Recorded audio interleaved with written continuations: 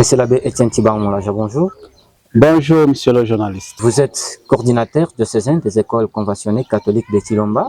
En même temps, vous êtes aussi doyen à la faculté des droits à l'université de Moneditou. Aujourd'hui, sur le sol de Luputa, chef-lieu du territoire de Lulu, quel est le mobile? Bon, disons, je viens dans un contexte de la passation des épreuves certificatives, la hors-session, traduit autres.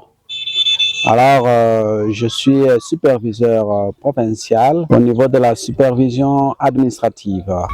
Mais je tiens à dire que notre bureau, notre réseau s'étend sur la ville de Moneditou et le territoire de Lulu. Donc, c'est un réseau qui a deux poumons. Mes écoles s'étendent dans le territoire de Lulu, dans la sous-division de Lulu 1, Lulu 2, Lulu 3, Taninchina et Kachisung. Donc, à part les activités certificatives, je suis gestionnaire, je ne peux pas être indifférent à l'égard de mes écoles, voire surtout que nous sommes à la fin de l'année, nous sommes au dernier trimestre, c'est pourquoi vous m'envoyez, je suis là. En tant que gestionnaire des écoles conventionnées catholiques dans votre juridiction, vous vous êtes entretenu avec le chef d'établissement.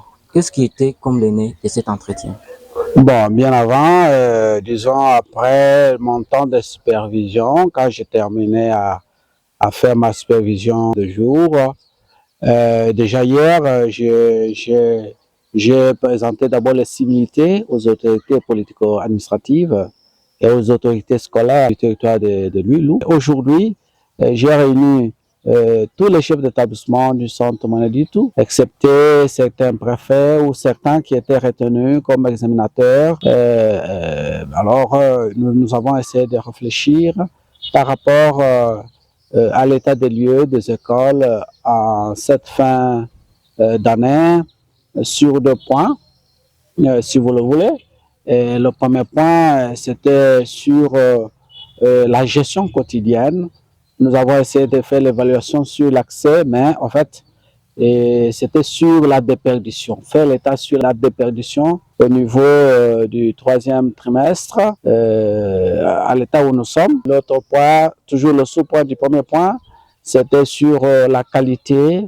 Vous savez que j'ai tenu une conférence lors de la journée scientifique de l'ESU à l'ISP, où nous avons constaté que dans le territoire de Lulu, nous avons un taux de 78,4% de sous-qualification. Nous avons aussi fait le point sur la gouvernance, les organes. Nous avons voulu vérifier si nos écoles primaires et secondaires ont les bulletins ou ils n'ont pas de bulletins. Donc, on a essayé de travailler sur cet aspect-là. Et puis, à la fin, j'ai annoncé à tous les chefs d'établissement de Lulu, du territoire de Lulu, surtout à Luputa, l'ouverture des écoles maternelles sur place à Luputa, parce que Luputa est resté dernier. À Lusuku, nous avons une école maternelle. À Kachisama, nous avons une école maternelle. À Kaninchina, nous en avons. À Moneditou, il y en a, mais à Luputa, il n'y en a pas. À Luputa, il n'y en a pas.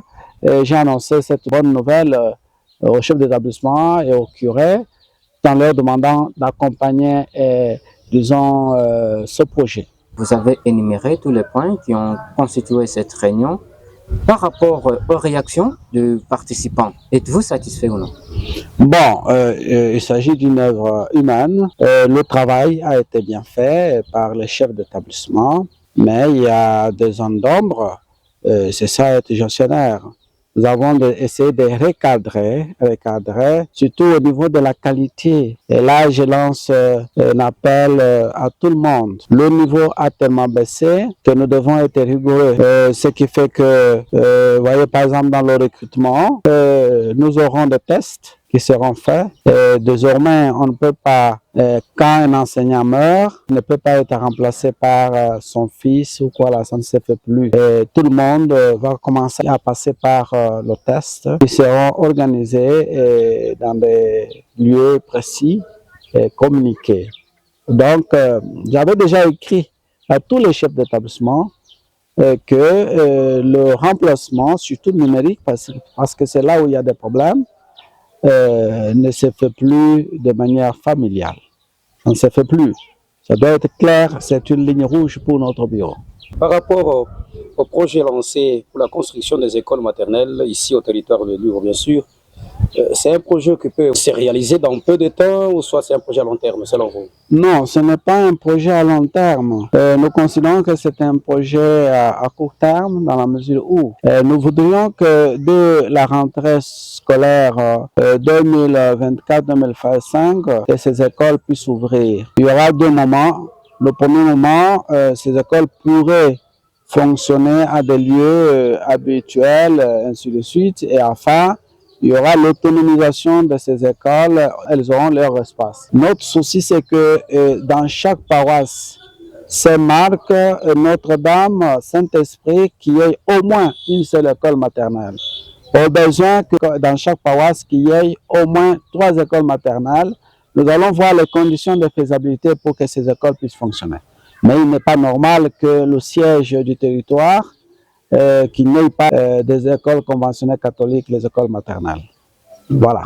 Nous voulons en fait corriger une certaine injustice.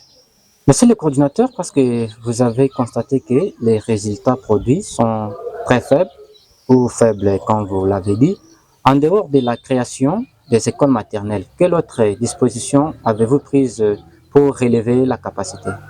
Bon, pour relever, disons, le niveau de la qualité, nous avons essayé d'insister sur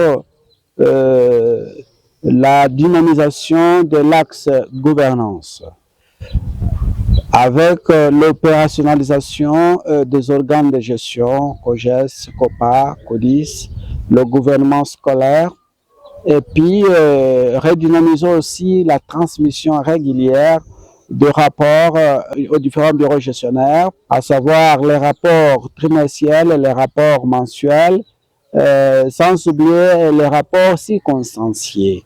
Nous avons insisté aussi sur la vérification de la tenue des documents pédagogiques par le chef d'établissement auprès de professeurs et enseignants. Et là aussi, nous avons demandé déjà de se préparer par rapport au bulletin de signalement pour la cotation. Cela passe par la mise sur pied au mieux, l'organisation des documents y afférents, par exemple le cahier d'encadrement, par exemple, voire les différents documents qui ont concouru à encadrer les professeurs. Donc, en fait, il s'agit d'un travail de synchronisation en rapport avec l'administration scolaire. Alors, monsieur l'abbé, par rapport à la création des nouvelles écoles maternelles ici à Louilou, précisément à Louvre, quelles seront les conditions de recrutement en ce qui concerne ceux qui pourront diriger ces écoles maternelles? Tous les enseignants seront soumis, ou bien tous les candidats seront soumis au test. Et nous avons ciblé la paroisse Notre-Dame comme le site du test. Le test sera gratuit. Et tout détenteur du diplôme d'État est candidat à ce test et l'engagement sera fait sur base de l'ordre d'arrivée utile, en position utile, en pole position. Et voilà, il est vrai qu'il y a un diplôme spécifique pour les écoles maternelles, mais quand nous faisons le scanning, que ce soit à Monidutu et au territoire de Loulou, il n'y a pas de qualifiés pour enseigner à l'école maternelle. C'est ainsi que nous allons recruter le D6 par défaut, parce que je sais que dans mon réseau, nous avons une enseignante qui est spécialisée pour les écoles maternelles. Malheureusement, elle est à Kaninchina. Je pense qu'il s'agit de la sœur Milemba, qui est qualifiée, qui a étudié à Kinshasa. Et prochainement, nous pourrons organiser cette option qui concerne la spécialisation pour enseigner dans une école maternelle. Est-ce que vous allez tenir compte au SWAT? Serez-vous large en ce qui concerne les sectes religieux pour que tout le monde en bénéficie? Bon, en principe, dans le respect de la Constitution, tout citoyen congolais qui désire enseigner chez nous, je pense qu'il n'y a pas de restrictions. L'unique condition, c'est qu'il nous respecte et respecte notre discipline catholique. Donc tout le monde est candidat et donc il n'y a pas de limite pour dire on va recruter seulement, c'est pas les catholiques et on va refuser les autres. Non, on va recruter tout le monde. Mais puis vous êtes premier et que vous êtes retenu, et quand vous venez chez nous, vous devez nous respecter. Un mot à placer à l'endroit des candidats qui ont participé à cette réunion. Ok. À tous les collaborateurs qui ont participé à cette réunion, je les remercie. C'est une réunion qui nous a pris pratiquement beaucoup de temps parce que nous avons été méticuleux. Je leur demande de respecter les instructions de l'État. Je leur demande aussi d'être proactifs, d'être professionnels, d'être disciplinés dans les 3 axes, surtout quand il s'agit d'essayer de travailler sur les facteurs favorisant la déperdition et éviter les antivaleurs. Et puis, par rapport à la qualité, travailler sérieusement sur la qualité et sur la gouvernance. Donc, nous suivons de près le travail parce que nous sommes à la fin de l'année. Concernant les bulletins, il y a des écoles, nous avons constaté il y a 3 catégories d'écoles. Selon le rapport que j'ai eu, il y a les écoles qui ont déjà eu tous les bulletins. Il y a des écoles qui ont eu une partie des bulletins. Il y a des écoles qui n'ont pas eu de bulletins. Comme vous le savez, les bulletins primaires sont gratuits. Les parents ne doivent pas donner l'argent. Tandis qu'au secondaire, les bulletins, c'est moyennant quelque chose qui a été déjà communiqué aux parents par le chef d'établissement. Et même le retrait, quand on a déjà versé, le retrait de ces bulletins est gratuit.